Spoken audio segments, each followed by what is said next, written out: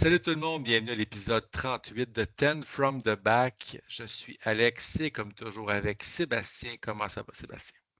Ça va super bien. Écoute, re-bienvenue parmi nous. Content Oui, de te revoir après ton périple londonien, notamment. effectivement, un petit voyage père-fils à Londres. On a eu beaucoup de plaisir. Malheureusement, non, ceux qui m'ont posé la question, je ne suis pas allé faire un retour à Nottingham, malheureusement, à Warhammer World. Peut-être une autre fois, qui sait. Euh, On peut pas tout faire. Non, eh mon Dieu, non, vraiment pas, hein, vraiment pas. Et il faut penser aussi aux autres. C'est un voyage plus pour fiston, mais quand même, on a eu beaucoup, beaucoup de plaisir. Euh, Écoute, cette semaine, on a un épisode quand même un peu éclectique. On a plusieurs éléments qui vont popper. Tout d'abord, on va parler bien sûr du reveal. Donc, encore une fois, je ne veux pas, Seb, te glorifier, je ne veux pas non plus, tu sais, te donner quand même quelques tapes dans le dos, mais ça fait quand même un certain temps que tu nous as parlé dans les épisodes d'une deuxième vague de KT. Donc, je pense que c'est arrivé plus tôt que je pensais. Du moins, on n'a pas encore de date de sortie, mais on va en parler Euh, bien sûr. je pense qu'il parlait de l'hiver, puis Ah vers oui, la c'est fin de vrai, tu as l'hiver au raison. printemps, si je me trompe pas, là, dans les différentes publications officielles. Mais c'est quand même plus rapide que ce que je m'attendais, mais c'est quelque chose, je pense même avant la sortie, avant l'annonce de KT, c'est quelque chose que tu nous as mentionné que ça allait être sur plusieurs vagues, Mhm. et là, on a une confirmation, donc justement, de cette vague-là. Après J'avais ça, même, si tu permets, j'avais même oui, spécifié oui, qu'il allait y avoir trois Arcane ouais, Journals et ouais, ce sera effectivement le troisième. tout à fait. Après ce segment, on va parler également parce que tu organises en fait, je veux dire tu, même si c'est Ten C'est from the Back qui organise, mais c'est toi qui organise ce qui sera, je pense, à moins que je me trompe, le plus gros tournoi en fait de nombre de joueurs Mhm. au Québec en 2025. Donc le 15 novembre à Sherbrooke, 26 joueurs, dont 4 Américains fouleront les champs de bataille pour voir qui se méritera le titre du meilleur joueur au tournoi de Sherbrooke. Et on va conclure avec, dans le fond, dans ce segment, tu vas nous parler de 5 listes. Donc, il y a eu Mhm. plusieurs joueurs qui nous ont dit, ah, on aimerait ça avoir un list review. 26 listes, c'est quand même long, mais tu as choisi 5 listes intéressantes et on va regarder ça ensemble. Et on va également conclure avec une petite annonce concernant le tournoi du Grand Clash en mai 2026. Donc, oui, on se prend d'avance. Il y a une raison pour ça que je vais expliquer en temps et lieu. Mais commençons avec le reveal. Donc, on a eu la semaine dernière donc un reveal de Games Workshop. On sait qu'ils font ça relativement souvent. Ils font ça à des événements précis, comme c'était le cas en fin de semaine passée. C'était les championnats mondiaux de Age of Sigmar de 40 000 et je pense Underworld, si je ne me trompe pas, et Kill Team peut-être aussi, là. Euh, et donc, il y avait justement un reveal, donc je cherche le mot en français, mais un, un- Un un- un- dévoilement. un dévoilement, merci, prof de français. Donc, un dévoilement, Plaisir. donc justement, de plusieurs jeux, dont The Old World. Et on a été gâtés avec cette fameuse deuxième vague de KT. Donc, présente-nous ce qui s'en vient et offre-nous tes impressions aussi. Donc, deuxième vague qui est quand même intéressante parce qu'elle va ajouter de la profondeur à Ouais. une armée qui en a besoin dans le sens où on s'attend tous à ce qu'il y ait des changements au niveau des lanternes, au niveau de certaines choses avec l'armée. Donc, si on veut pouvoir opérer ces changements-là, puis conserver quelque chose d'intéressant au niveau du gameplay, ben, ça prend un petit peu de profondeur et on va l'avoir avec ce qui s'en vient. Donc, tout d'abord, j'ai été agréablement surpris de voir les Astromancers. J'adore les figurines, je trouve qu'elles ont Mhm. beaucoup de personnalité. Vraiment. L'option montée, je la trouve intéressante, j'ai hâte de voir. Ça semble Mhm. être un cheval qui n'a pas de Carapaçon. carapaçon, qui a pas de, c'est ça, qui n'a pas de barding. Donc, est-ce ça pourrait éventuellement mener vers la cavalerie légère? Intéressant à Mhm. voir. Euh, Peut-être, qui sait.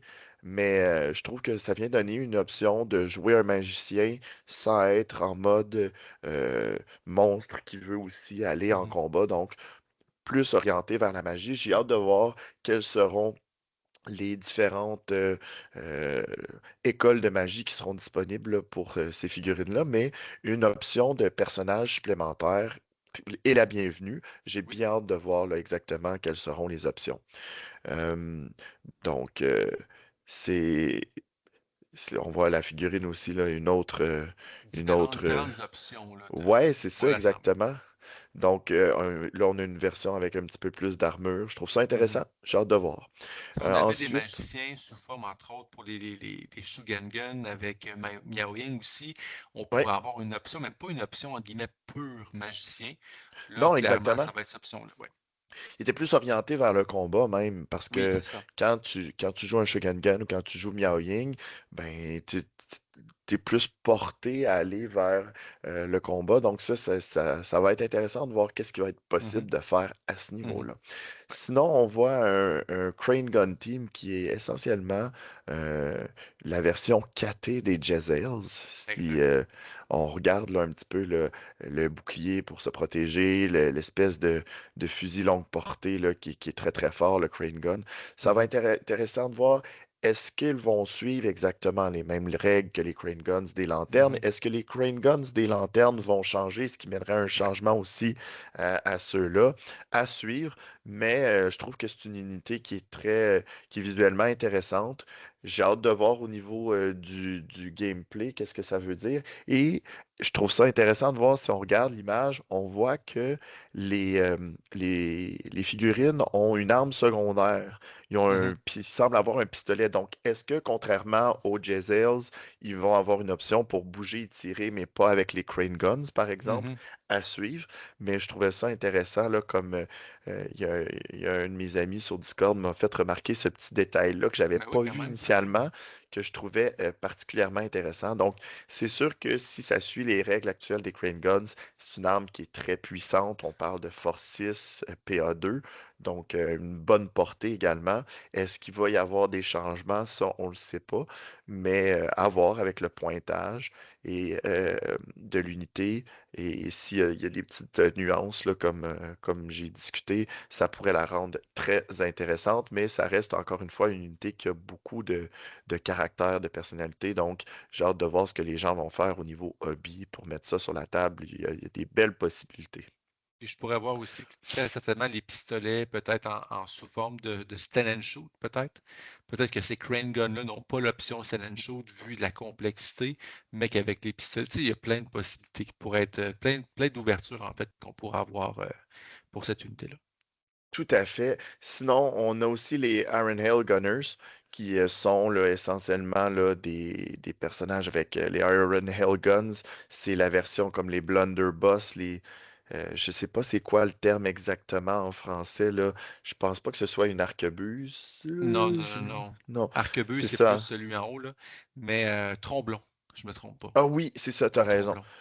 Quelque chose du genre. Donc, alors, un beau volume de tir, Mm. beaucoup de mobilité, à voir si ils vont avoir la survivabilité qui va leur permettre d'être joués. Mais Je vois encore une très peu fois, des d'armure options. présentement. Je vois très peu d'armure. Ouais, c'est toujours ça qui fait peur, mais on voit Ouais. une espèce de cotte de maille, en tout cas en bas Mhm. ici, là, il y a quelque chose. On voit aussi un genre de plastron, armure légère à coup sûr. C'est à voir, est-ce que ce sera suffisant, mais une option, puis c- j'ai hâte de voir où vont se situer les différentes options. Est-ce que ça va être en core, en Mhm. special, en rare? Ça va beaucoup définir si on va en voir beaucoup ou pas Mhm. parce que ça va influencer grandement là, en ce moment. La core de KT est bonne, mais assez vulnérable. Puis c'est Très peu des fois varié aussi. très peu varié. Puis là, tu te ramasses souvent dans des situations où tu te dis, ah, c'est pas avantageux pour moi d'aller au combat, je vais juste m'en servir pour garder un objectif. Mhm. Mais si là, tu as de l'option d'avoir la même chose, mais avec une unité de tir, ça peut être Mhm. intéressant, puis ça risque d'être plus varié. Très ça. Les fameux paysans. Eh, Ça, moi, j'ai hâte de voir, est-ce qu'il y en a qui vont avoir la règle de tirailleur? mhm. C'est quelque chose que j'aimerais beaucoup voir.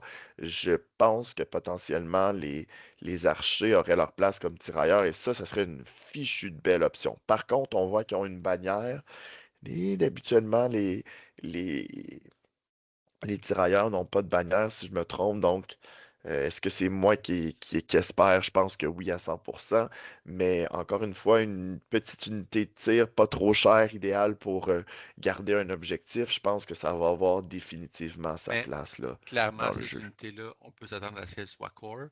Donc, ça Oui, peut être un choix, justement, donc une option de tir, une option peut-être plus, entre guillemets, de horde, oui. euh, qui pourrait certainement amener quelque chose de différent à KT. Donc, cette taxe-là des Jade Warriors, qui sont peut-être assez dispendieux, on pourrait combler une unité plus défensive, plus Ou, axée ou sur... même juste comme tu dis, sans être nécessairement défensif, juste de dire, ben, je vais avoir trois ou quatre unités qui vont Ouais, pouvoir aller chercher les objectifs, plus que les exister. locations stratégiques, plutôt que de n'avoir seulement deux qui coûtent assez cher si je les Mhm, perds, tandis que visiblement, des unités de paysans, ça ne coûtera pas très cher. tout à fait.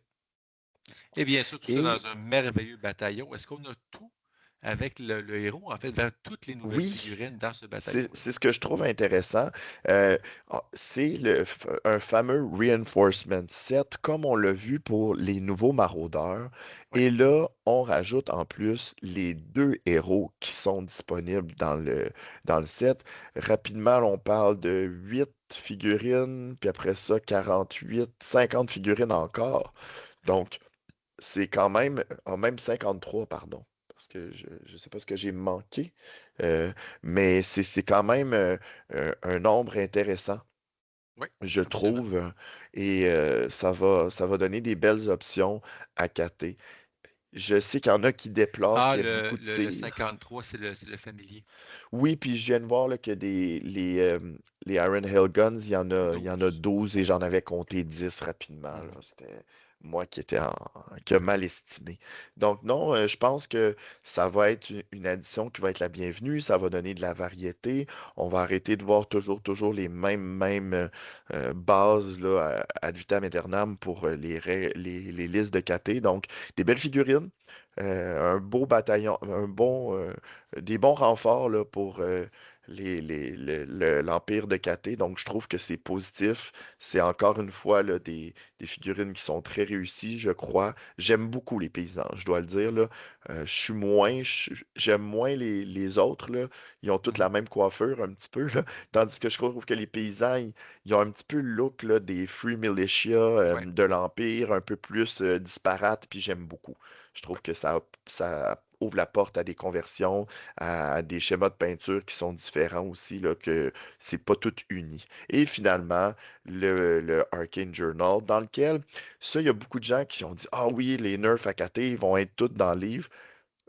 Ce que l'article dit, là, faut pas essayer de lire entre les lignes, c'est qu'on va avoir une nouvelle C'est une mise à liste, jour. une mise à jour exactement de la muster list pour La la Grand grande Army. armée Ouais, parce que il y a du nouveau stock à ajouter dedans.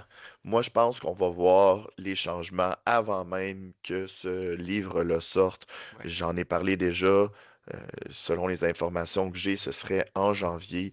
Donc, je m'attends à ce qu'on ait les changements à cater aux lanternes, pardon, notamment, bien avant qu'on ait en main le Breaching of the Great Bastion, qui est une nouvelle Arcane Journal.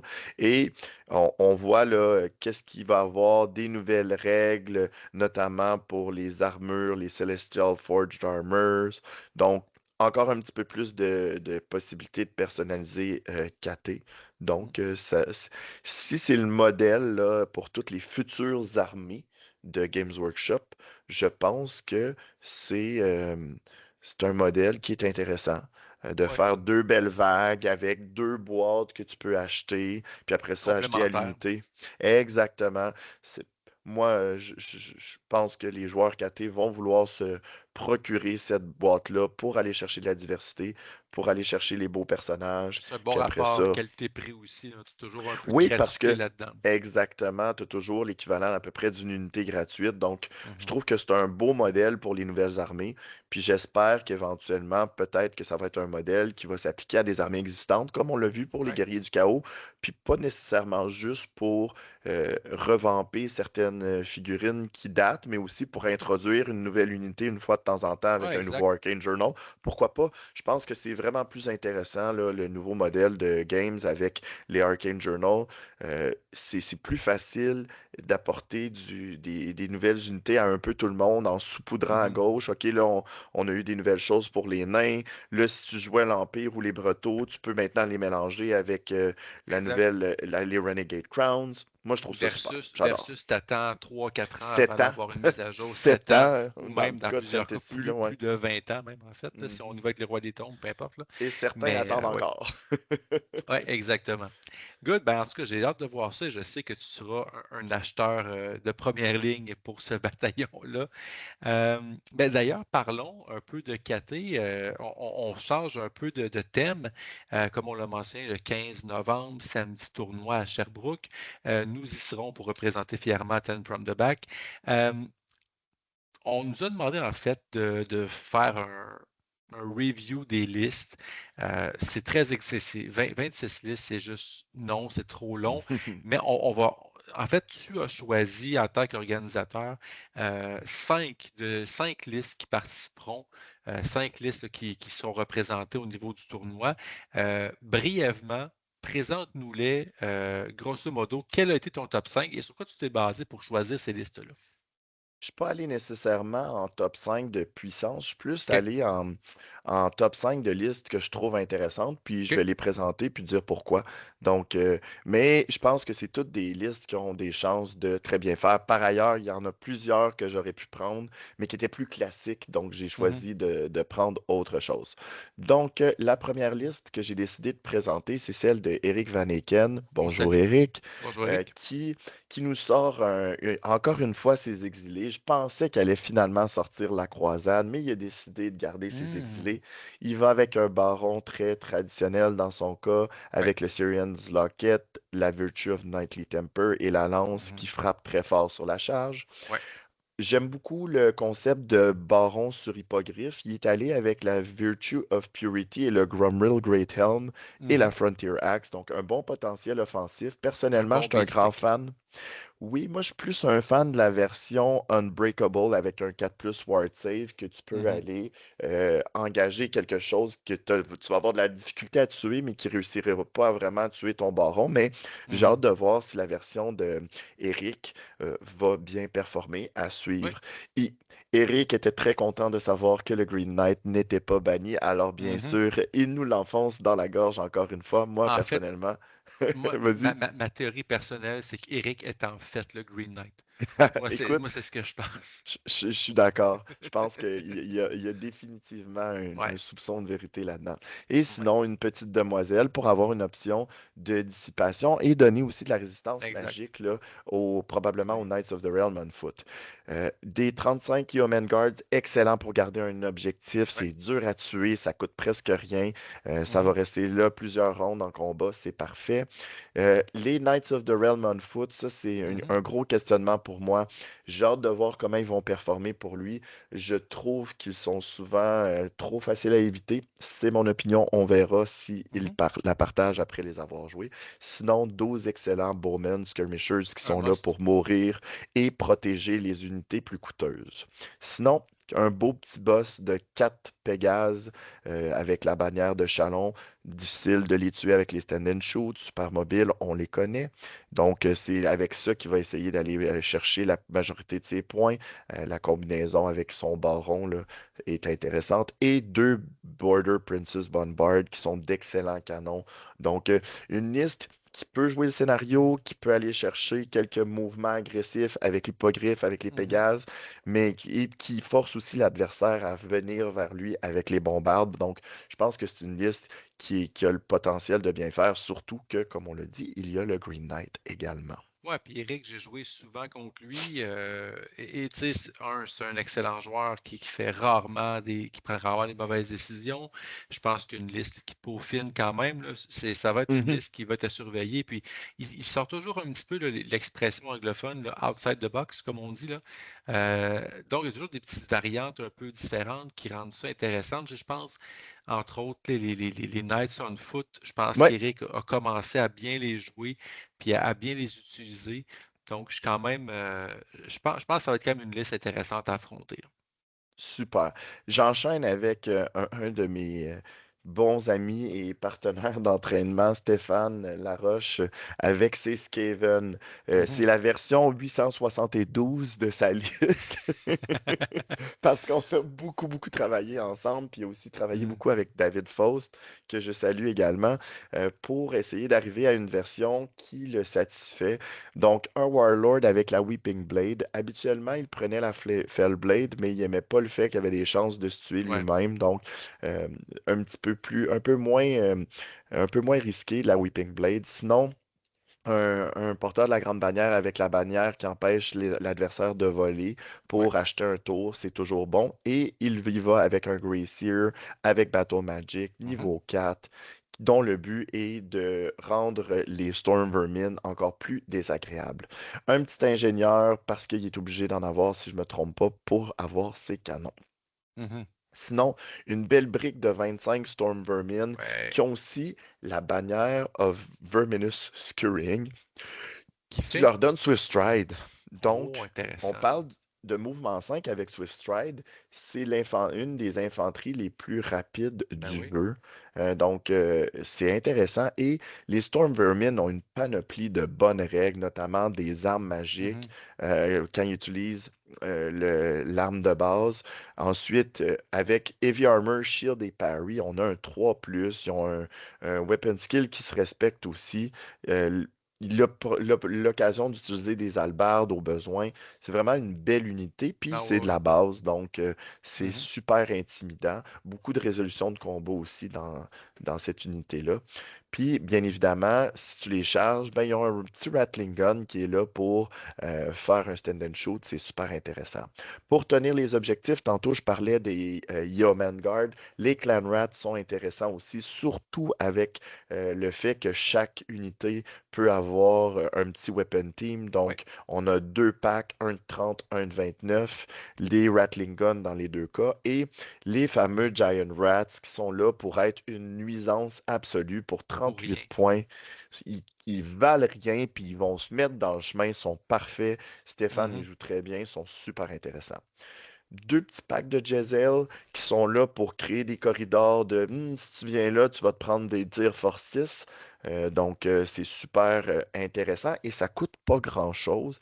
Mhm. Puis, une fois de temps en temps, ça va avoir un résultat incroyable. Et les vrais heavy lifters de la, de la liste, deux canons de Warp Lightning qui sont très aléatoires, mais toujours intéressants. Et Euh, qui font c'est, peur. euh, ça a un potentiel destructif incroyable, mais parfois c'est aléatoire et ça va pas bien. Et la Elpit, qui avec les règles Renegades est très, très, très Mhm. solide, frappe fort, pas facile à battre en combat parce qu'elle est unbreakable, et mouvement aléatoire, des belles règles, on aime ça, et elle peut potentiellement revenir en jeu en plus si on la tue une première fois. Donc, une belle unité qui donne beaucoup de versatilité à la Ouais. liste de Stéphane, qui est un excellent joueur aussi. Donc, Ouais. c'est une liste que je trouvais particulièrement intéressante. Mhm. Troisième liste. Ah, Julien. Julien, avec Qu'on va ses saluer hommes aussi. bêtes. Salut Julien, 994 points de personnages qui font peur. Donc, Mhm. deux gros Gorbul qui vont avoir la Heavy Chaos Armor, donc si je me trompe pas, là, invulnérable à 5. Ouais. Donc, c'est très solide. Ils sont cheap, mais ils tapent comme une tonne de briques et ils ont une bonne protection. Donc, c'est vraiment pas vilain pour aller donner un petit peu là, de punch aux différentes unités. Un Wargore, porteur de la grande bannière avec une War Banner, la full plate Chaos Armor pour avoir la grosse, grosse, grosse armure au possible. On a un bouclier, le Gnarlhide, très, très tanky, difficile à tuer. potentiellement, il peut utiliser aussi son Great Weapon, donc encore plus de punch. Et surtout, et c'est là que la liste fait peur, deux Mhm. chamans niveau 3. Le premier avec Elementalisme, la Heavy Chaos Armor et un Agtree Fetish qui va rendre les Vile Tide très solides. Ah Et un oui? deuxième, ouais, et un deuxième qui a sensiblement les mêmes règles, les mêmes objets, à l'exception que plutôt que d'avoir le Hack-Tree, on prend le Chalice of Dark Rain, qui est excellent. Ceux qui ne connaissent pas cet objet-là, ça fait en sorte que les machines de guerre ennemies ne peuvent pas tirer et qu'en plus, les armes de tir ont leur portée De diminuée moitié. par 2. Donc, Pour un tour, pour une ronde. exactement, pour un round. Donc, pour une armée de chèvres qui courent tout nus le plus vite possible vers l'adversaire, c'est excellent. Ça leur donne la protection dont ils ont besoin Absolument. pour aller engager l'adversaire. Sinon, 3 packs de gore à 23 avec des bannières, des champions. And Weapon and Shield, donc très très simple. Une petite unité d'ambushers à 5 qui est là pour aller embêter les machines de guerre Mhm. adverses, une Hearthstone qui vient rendre la magie de notre joueur homme-bête encore plus fiable, Ouais. mais si tu fais un miscast, tu le subis sur tous tes mages, donc c'est vraiment... Ce que j'aime de Un Julien, deux c'est qu'il n'est tranchants. pas, il est pas allé dans la version slot machine de la liste avec 4 ou 5 mages. Ouais. Il est allé avec 2. C'est un petit peu moins risqué parce Mhm. que tu lances nécessairement moins de sorts. Donc, je pense que c'est un bon calcul de sa part. Et 2 Gigantic Chaos De Spawn Nurgle, le de classique. Nurgle. Écoute, pour 170 points, pourquoi pas? C'est tellement bon, c'est Pourquoi difficile à s'en tuer. passer? Mouvement aléatoire, on adore. Donc, une liste assez bien balancée. Il n'est pas allé dans l'abus de Tide. Il y a du punch un petit peu partout. Il y a des unités pour aller chercher le backfield. Il y a aussi des unités pour jouer les objectifs. Puis les magiciens qui vont dire si tu avances trop, on va te lancer des Tide. Donc, je trouve que c'est une liste qui pourrait Ouais. très, très bien performer. Ouais, absolument.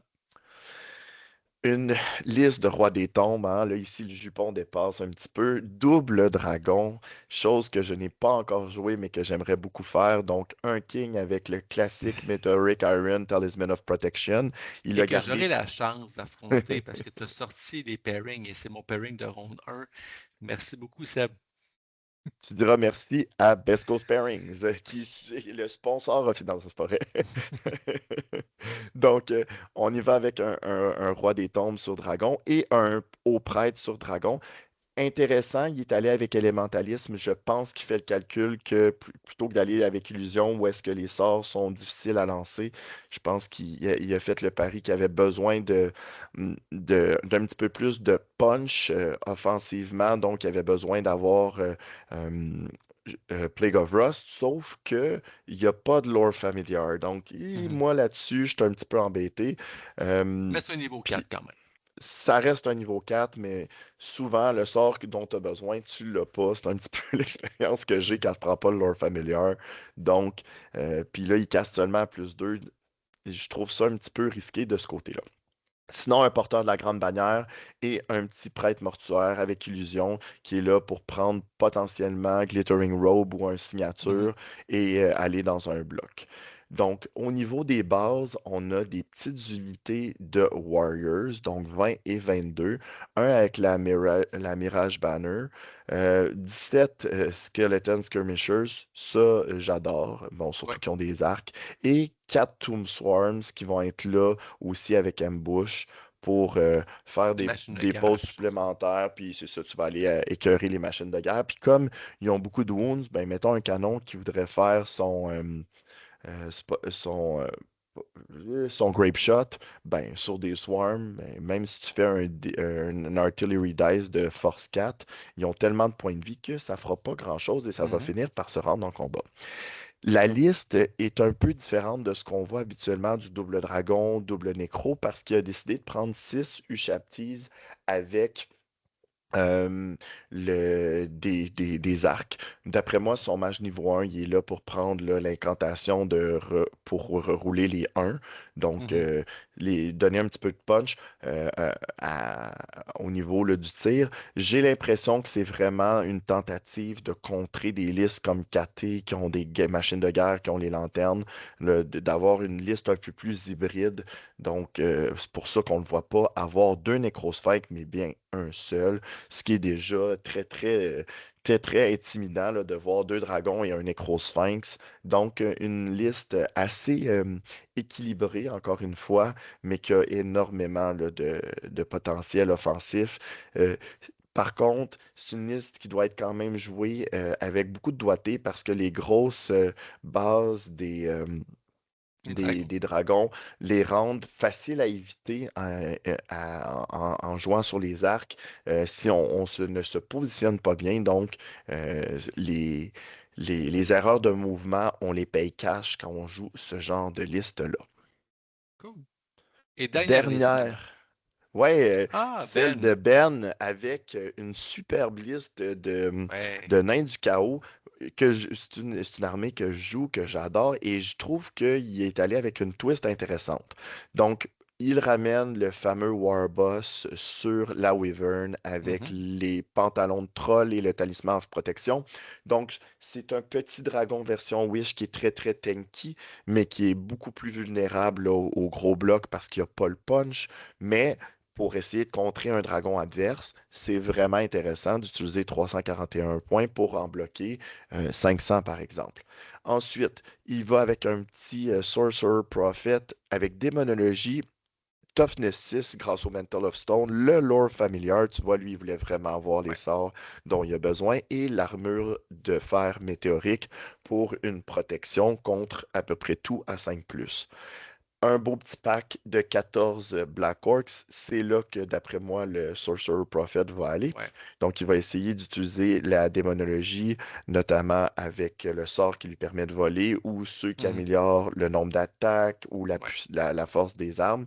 Et comme il y a le Big Red Raggedy Flag, ils sont déjà Weapon Skill 5, Mhm. ils ont déjà un bon punch. Ça va être une unité qui, si elle se rend en combat, elle va Ça va faire mal. taper comme une tonne de briques. Mm. Exactement. Deux unités de 30 Hobgoblin Cutthroat. Tout à l'heure, on parlait des Yeoman Guard, puis on disait à quel point c'était bon pour tenir un objectif. Ben, regardez le coût de ces unités-là. On parle de 137 pour 30 et ça a des stats d'humain normal. Donc, c'est vraiment solide. Weapon Skill 3, euh, même pas 2. Le leadership grâce à Horde et à Warband, c'est pas si pire. Mhm. Donc, c'est vraiment une unité qui est excellente pour tenir des objectifs. Surtout que pendant que lui va utiliser ses 137 points pour camper des objectifs, il y a aussi deux Iron Demon qui se promènent allègrement sur le champ de bataille avec la règle Hellbound, donc ils ont une sauvegarde invulnérable à 6 contre les armes non magiques et la possibilité de reroll un Artillery Dice par game. Donc c'est Mhm. très solide. Euh, c'est beaucoup de points de vie, c'est dur à tuer aussi et ça a du tir plus que respectable. Puis en combat, ben, ils ont Unbreakable, puis ils ont quand même des stumps, donc c'est solide. Ouais. Ce que j'aime beaucoup de sa liste, c'est qu'il a pris un Bull Centaur Taurus, ce qui est possible en Renegades Ouais. parce que il n'est pas obligé de prendre l'unité de Bull Centaur et il est allé avec un build que j'aime beaucoup, l'armure du destin pour avoir la sauvegarde invulnérable à 4+. Donc, avec le bouclier, puis les règles du Toruk, on parle d'une sauvegarde de 3+, un invul à 4+, toughness 5, 360 degrés de ligne de vue, Mhm. possibilité d'utiliser son bouclier et une arme qui est, je me souviens plus du terme exact, là, mais c'est la même arme que les guerriers du chaos, dont arme magique avec Ensorcelé. PA-1. Oui, la lame ensorcelée, exactement. Ou d'utiliser l'arme lourde s'il y a besoin, des touches d'impact, Swift Stride, mouvement 7. C'est vraiment une pièce Non, c'est une belle liste. intimidante pour 222 points. J'aime beaucoup l'équilibre de sa liste. Il manque peut-être un petit peu de tir à mon goût. Peut-être que j'aurais mis une des deux unités de Cutthroat avec des arcs, mais je trouve que c'est une liste très intéressante de nains du chaos.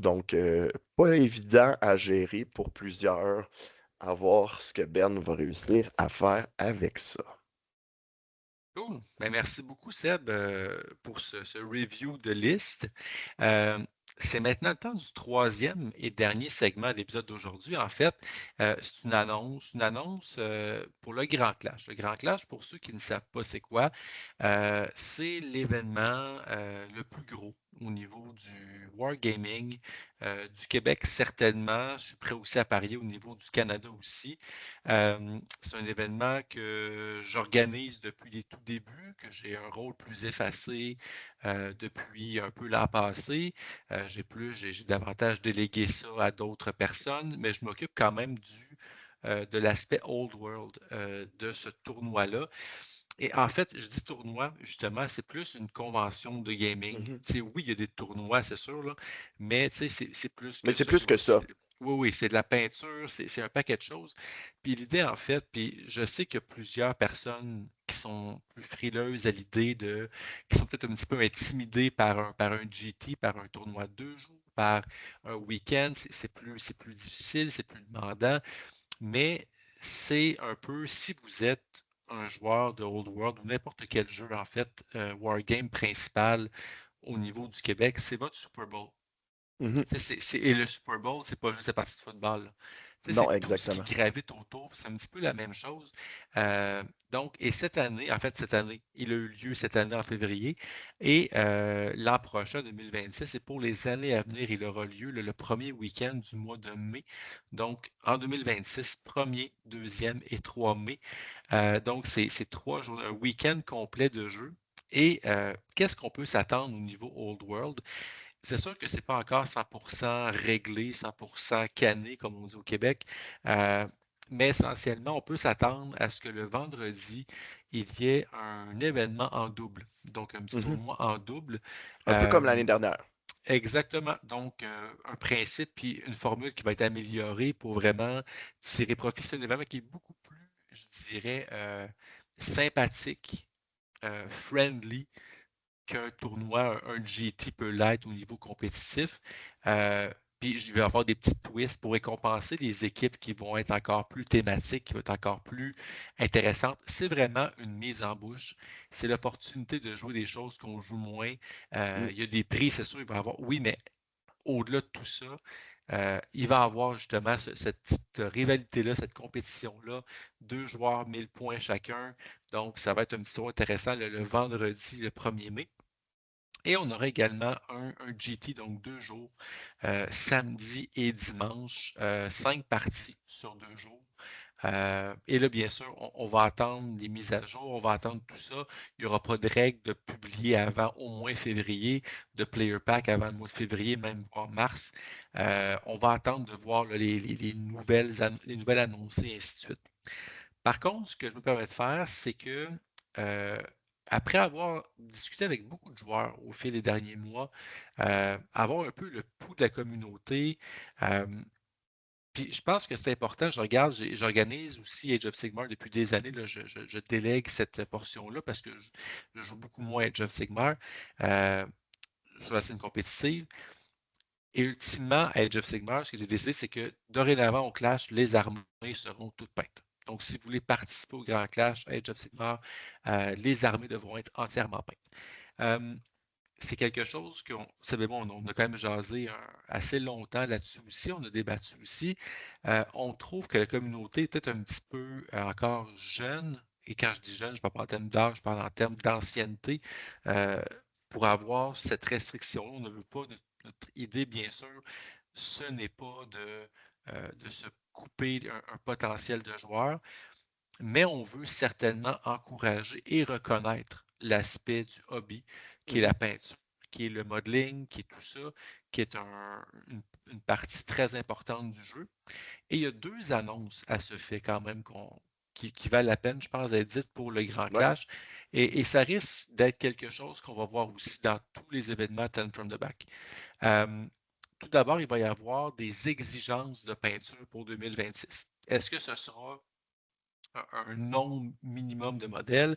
Est-ce que ce sera une récompense pour ceux qui sont, par exemple, tout peints? Ça, c'est encore à déterminer. Mais il va y avoir des exigences minimum.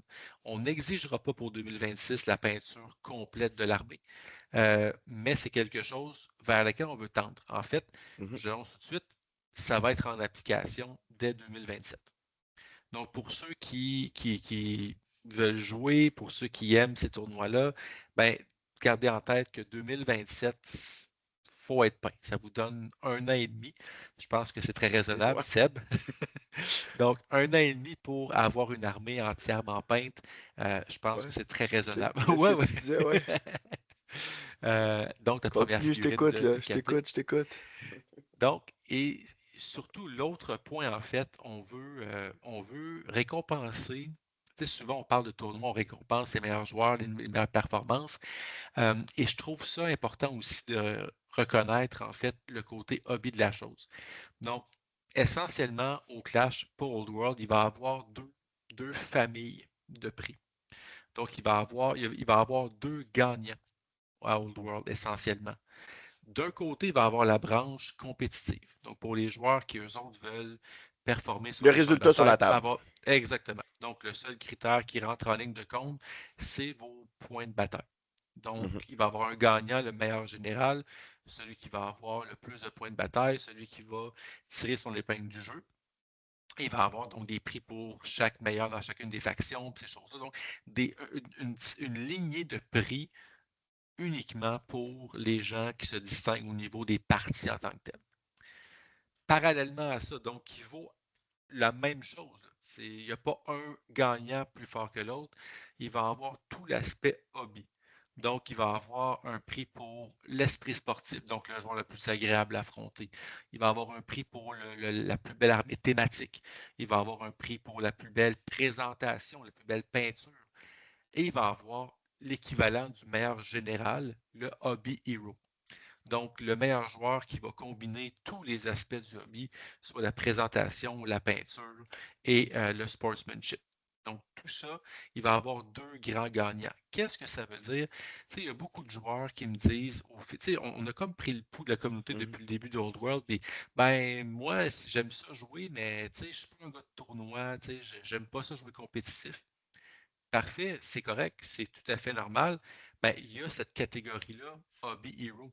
Fait que, tu sais, si ton objectif, c'est de dire, ben, moi, je veux avoir le meilleur hobby, je veux prendre le temps de peinturer mes figurines, je suis un adversaire agréable, ces choses-là, je veux avoir une thématique vraiment intéressante, ben, tu vas compétitionner dans cette catégorie-là tout en jouant 5 parties du jeu que tu adores.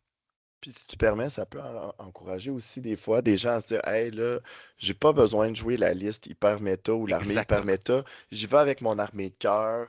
Mon objectif, c'est le Hobby Hero. Je vais essayer de gagner autant de matchs que je peux, mais je prends une armée qui est beaucoup plus thématique. Puis le résultat de mes games est moins important que mon expérience globale. C'est ça. Donc ça Exact. donne une cible autre pour différents types de joueurs, tu sais, de se dire, hey, moi, mon objectif de la saison 2026, c'est le Hobby Hero au Grand Clash. Je trouve que c'est une excellente manière d'aller chercher euh, encore plus de joueurs dans les événements, de les Ouais, intéresser, de leur donner un objectif qui n'est pas juste d'être là pour avoir un prix de présence, mais qui est là pour, hey, moi, j'amène mon armée thématique, je vais rencontrer des gens qui ont la même passion que moi, on va avoir du fun en jouant, puis en plus, j'ai tellement passé de temps à faire ma présentation, créer un background cool pour mon armée, puis exact. je vais le montrer à tout le monde. Puis il y a des gens qui sont tellement fiers de ça, puis c'est tellement Ah cool. oui, Ben, vous allez avoir votre spotlight à vous aussi exact. au Clash, puis je trouve que c'est une super bonne idée. Puis, tu sais, parallèlement à ça, on a mentionné le Clash, c'est plus qu'un tournoi, c'est une convention. Tu sais, c'est plus de 400 personnes qui partagent différentes passions, mais qui gravitent autour du wargaming, mais Mhm. aussi le FIG Expo, qui est une exposition de peinture, donc de tout le monde qui participe au Clash. dans n'importe quel événement, a une entrée gratuite pour le FIC Expo pour se faire juger, avoir les conseils des différents peintres, des juges qui sont des peintres de niveau internationaux. Il y a des séminaires de peinture, il y a plein de choses. C'est vraiment pas juste un tournoi. Puis, c'est une expérience absolument fantastique. Euh, donc, pour vrai, là, je sais qu'à chaque année, on en gagne un petit peu des nouveaux joueurs, mais c'est un must. Puis c'est pas parce Mm. que c'est mon événement, mais c'est un must. Si c'est votre passion, si vous aimez ça, c'est votre Super Bowl. Donc, c'est vraiment, Écoute, c'est l'événement. moi, ça sera ma troisième édition. C'est grâce au Clash qu'on s'est connus aussi. Tu sais, Exact, exact. c'est des rencontres. Toi, je Ben sais oui, qu'il y a des gens que tu vois à chaque année, une fois par ouais, année, tu les vois au Clash, ils viennent chez toi. exact. C'est comme une grande famille de gamers. C'est super intéressant. Puis moi, je suggère l'expérience à tous ceux qui pensent y aller et ceux qui sont vraiment hésitants, là, n'hésitez pas. Venez au moins une Mhm, journée. Venez voir de quoi ça a l'air, puis vous allez voir, c'est vraiment super.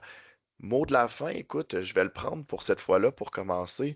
Euh, Merci à tous ceux qui sont inscrits pour le tournoi dans la fin de semaine. On va être 26 joueurs. Merci à l'Aventure sur table qui est mhm. commanditaire aussi pour l'événement. On va avoir l'équivalent de 800 dollars en prix dans un tournoi à 26 joueurs, C'est notamment incroyable. grâce à la générosité de Justin. Chaque joueur va avoir une pièce de décor, des marqueurs d'objectifs. euh, Puis après ça, différents prix de présence et des prix évidemment là, pour les meilleurs dans différentes catégories, le Best Overall, Forces of Fantasy, Reveling Hordes, Legacy. Donc, ça va être un super événement. Merci de vous être inscrit, puis j'espère vous revoir en février dans une formule un peu différente à déterminer encore. On s'en rejase prochainement. Puis juste avant de faire le vrai mot de la fin, on remercie encore une fois notre commanditaire, l'Aventure sur table. Tu l'as mentionné, il commandite aussi l'événement, mais il commandite aussi la chaîne. Donc, merci beaucoup, l'Aventure sur table. Si jamais vous avez quelques besoins que ce soit, euh, ça livre partout, shipping gratuit avec 200 $ d'achat. Euh, et c'est un magasin fantastique. Si vous êtes dans le coin de Lévis, allez faire un tour. Super boutique du monde, super sympathique.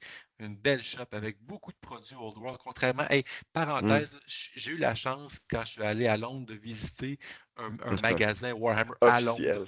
Tu sais, on s'entend, là, tu sais, dans la Mecque, là, j'arrive là, qu'est-ce qu'il y avait de Old World? Deux starters, deux livres. That's it. Hmm. Tu Pas sais, tu es dans le surprenant. magasin officiel, Hmm. mais à l'aventure sur table, vous avez vraiment un choix impressionnant de produits Old World. Donc, si vous êtes dans le coin ou même si vous voulez commander en ligne, encourager un magasin qui fait vivre sa communauté et qui est Hmm. motivé, l'aventure sur table, it's the place to be, comme on dit en québécois. Puis Justin, c'est un passionné, il est vraiment, vraiment Ouais. agréable à affronter sur la table ou de jaser du jeu avec lui. Allez le voir, c'est vraiment un gars incroyable à côtoyer. Fait que, qu'est-ce qu'il te reste à dire? Ben, on espère, surtout aux 26 joueurs, nous y compris, qui allons fouler le sol de la merveilleuse ville de Sherbrooke samedi, on vous souhaite de vous amuser dans le vieux monde et à bientôt. Salut tout le monde, à la semaine prochaine.